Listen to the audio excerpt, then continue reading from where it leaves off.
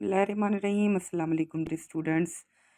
आज हम lecture number 3 जो है चैप्टर नंबर 1 यानी गेशियस एक्सचेंज ज्योमेट्रिक का हमारा चैप्टर चल रहा है।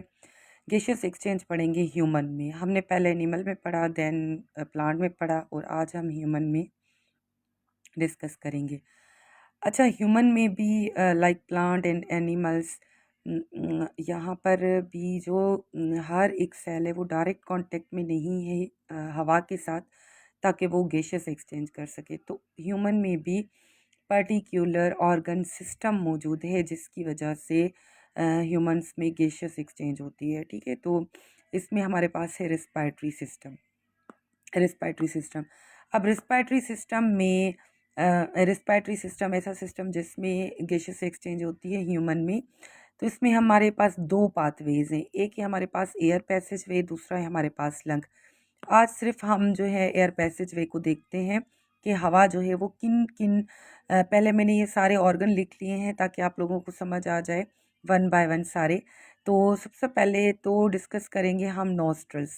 ये जो हमारी नॉस्ट्रल्स हैं यानी नाक की नथली जो है हमारे पास, ठीक है, जो बाहर की साइड हमें नज़र आती हैं। बेसिकली ये बाहर भी हैं, एक्सटर्नल भी हैं और इंटरनल भी हैं। ये दो बाहर की तरफ हैं और दो जो है वो अंदर की तरफ से, जो कि हलक में खुलती हैं। ठीक है, तो एक्सटर्नल नॉस्ट्रल्स और इंटरनल नॉस्ट्रल्स। नॉस्ट्रल्स में हमारे पास दो आ गई, एक्सटर्नल और इंटरनल नॉस्ट्रल्स। ठीक है, ठीक हो गया।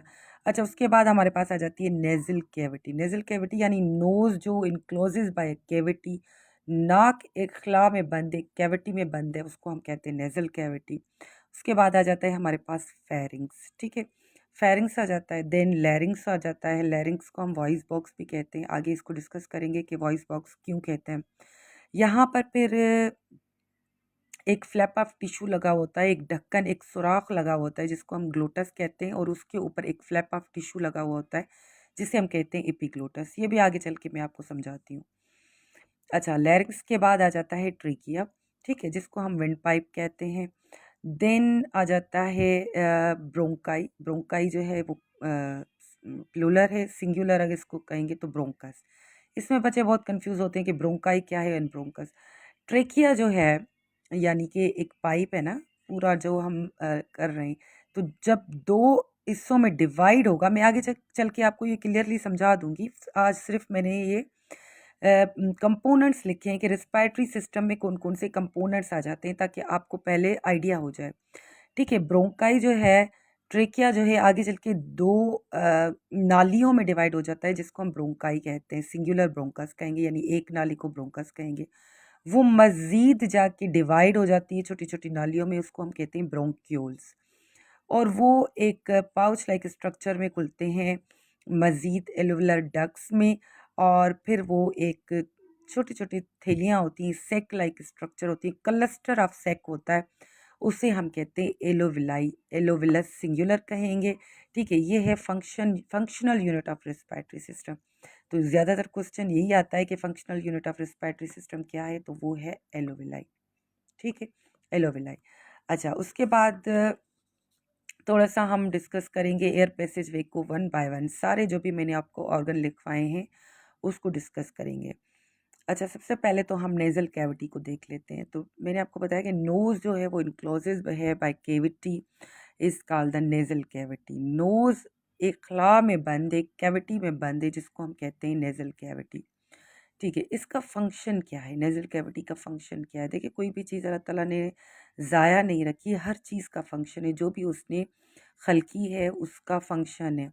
अच्छा, नेजल कैविटी में दो चीज़ें मौजूद हैं, एक है फाइन हेयर्स और एक है म्यूकस।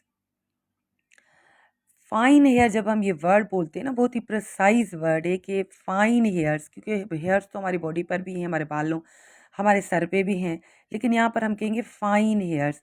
फाइन हेयर्स से आपको पता है, हमारी जो नेजल कैविटी है, पूरी जो नॉस्ट्रल्स हैं, उसके अंदर पूरे फाइन हेयर्स होते हैं। ठीक है, बेसिकली ये क्या करते हैं, ये फिल्टर द एयर करते हैं, यानी कोई भी पार्टिकल है, डस्ट पार्टिकल्स हैं, या रोड से हम गुजर रहे होते हैं, घरों से, तो साइडों में कोई फैक्ट्री वगैरह होती है, गन्ने की फैक्ट्री है, तो वो जो ज़रात उड़ रहे होते हैं, बहुत सारा कचरा होता है बाहर, कोई बैक्टीरिया, कोई वायरस, तो फाइन एयर्स ये क्या कर लेते हैं, फ़िल्टर करते हैं, जो बाहर से एयर आती है उसको फ़िल्टर करते हैं, ठीक है। एक कुदरती फ़िल्टर लगाया हुआ है अल्लाह ताला ने हमारी नाक में, ठीक है, फ़िल्टर करता है। अब ये म्यूकस क्या करता है, mucus it maintain the temperature incoming air almost कितना करेगा, बॉडी टेम्परेचर। देखिए कभी-कभी ऐसा होता है कि देखिए बाहर बहुत ज़्यादा गर्मी होती है, ठीक है, कि 40 से अबव जो है सेंटीग्रेड जो है वो टेम्परेचर चल रहा होता है। तो कभी ऐसा हुआ है कि हमने साँस ली और हमने कहा कि हमारा तो पूरा ट्रेकिया ही जल गया हो, ठीक है, हम साँस नहीं ले पा रहे हों। तो इसी तरह नहीं होता, या ऐसा है कि बाहर बहुत ज़्यादा सर्दी है और हम साँस लें तो हमारा पूरा ट्रेकिया फ्रीज़ हो गया हो, नहीं। ये जो म्यूकस की प्रोडक्शन बढ़ जाती है, म्यूकस क्या करता है कि ये बॉडी टेम्परेचर के जितना बॉडी टेम्परेचर है कितना होता है 37, उसमें बाहर की जो हवा आती है उसको मेंटेन करता है, ठीक है, ताकि हम आराम से सांस ले सकें, ज़्यादा गर्म हवा ना आ जाए या ज़्यादा ठंडी हवा अंदर ना आ जाए, उसे हमें बॉडी बर्दाश्त नहीं कर पाएगी। किल द जर्म्स, जर्म्स को भी ये ख़त्म करता है। इट आल्सो प्रोवाइड मॉइस्चर, और दूसरा कि हवा खुश्क होती है, जब भी हम सांस लेते हैं हवा अंदर जाती है तो खुश्क होती है, तो सारा जो है हमारा नाक, हमारा ट्रेकिया जो है वो खुश्क हो जाएगा, हम सांस नहीं ले पाएंगे। तो ये म्यूकस क्या करता है, उसको मॉइस्चर भी प्रोवाइड करता है ताकि आराम से हम जो है वो सांस ले सकें, ठीक है। उसके बाद आ जाता है हमारे पास फेरिंग्स। फेरिंग्स क्या, एक मस्कुलर पैसेज है, पाथवे है, it is common for both food and air. ये बात याद रखें कि फेरिंग्स जो है उसमें से फूड भी गुजरेगी और एयर भी गुजरेगा, यानी it is a common pipe for both food and air. At the floor of pharynx narrow opening called glottis which leads to the larynx. अब यहाँ पर देखें कि ये फेरिंग्स है, ठीक है।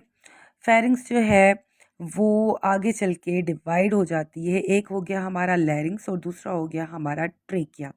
यानी ये जो है ईसोफेगस है, यानी देखिए हमारे अगर हम सामने देखें तो हमारी जो सांस की नाली है यानी ट्रेकिया, इसके पीछे होती है फूड का पाइप, ईसोफेगस इसके पीछे मौजूद होती है, ठीक है। तो यहाँ पर eight the floor of pharynx and the top of लैरिंग्स, ठीक है। तो यहाँ पर एक ओपनिंग होती है जिसको हम कहते हैं ग्लोटस, ठीक है, ग्लोटस, और इसके ऊपर एक ढक्कन लगा हुआ होता है, फ्लिप ऑफ टिश्यू लगा होता है जिसको हम एपिग्लोटस कहते हैं, ठीक है। उसके बाद आ जाता है लेरिंग्स। लेरिंग्स क्या है, at the top of the trachea, trachea के सबसे ऊपर जो है। अब देखिए ट्रेकिया ये डिवाइड हो गया, यहाँ पे ट्रेकिया हो गया, ये ईसोफेगस है।